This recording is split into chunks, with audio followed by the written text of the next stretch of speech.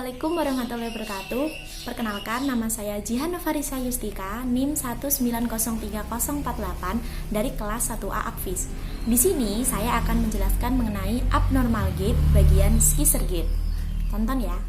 Sebelum saya menjelaskan mengenai apa itu schizer gait, pertama-tama izinkan saya untuk menjelaskan terlebih dahulu mengenai normal gait. Jadi, normal gait merupakan istilah medis untuk menggambarkan cara manusia berjalan secara normal.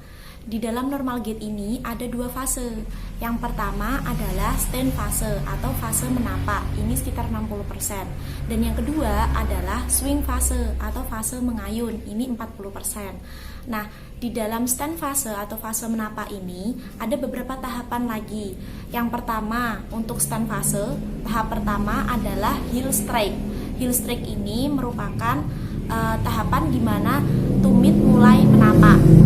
Terus kemudian yang kedua yaitu ada foot flat. Nah, foot flat ini di mana tahapan seluruh permukaan kaki itu kontak langsung dengan lantai.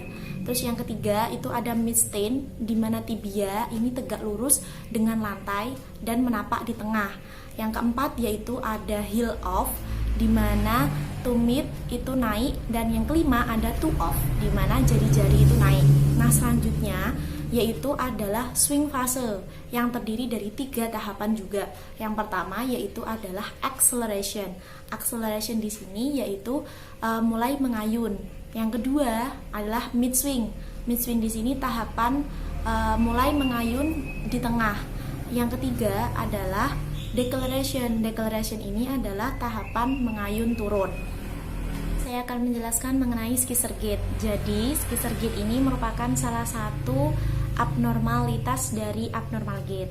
Nah, pengertian dari schizer gait sendiri merupakan kelainan cara berjalan pada seseorang di mana kedua kakinya itu berjalan seperti huruf X atau menggunting. Nah, kelainan schizer gait ini biasanya juga disebut sebagai cerebral palsy spastic.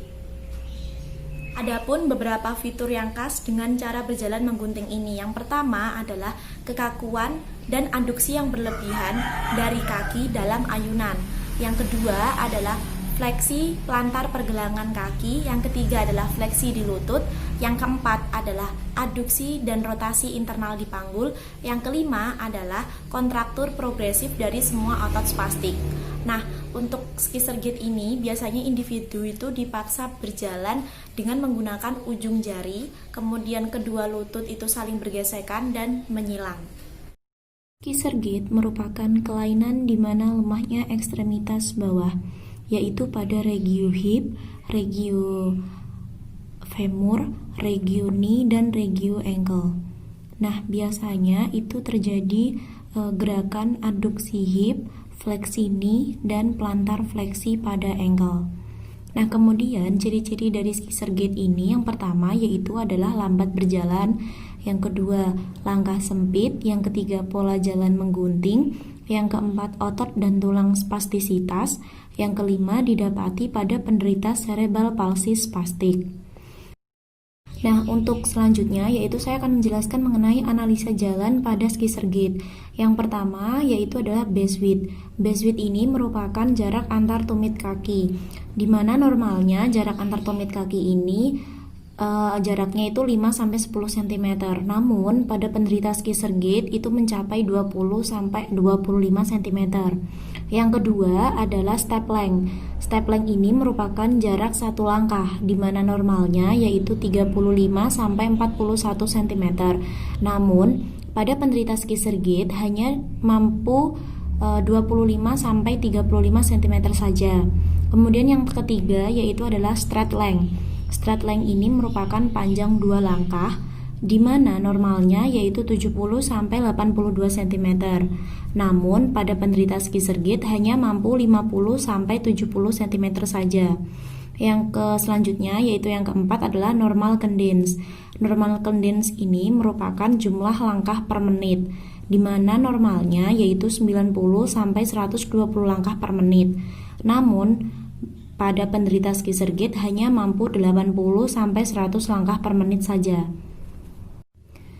Nah, one gait cycle pada orang normal itu dimulai dan diakhiri ketika heel strike menyentuh ground.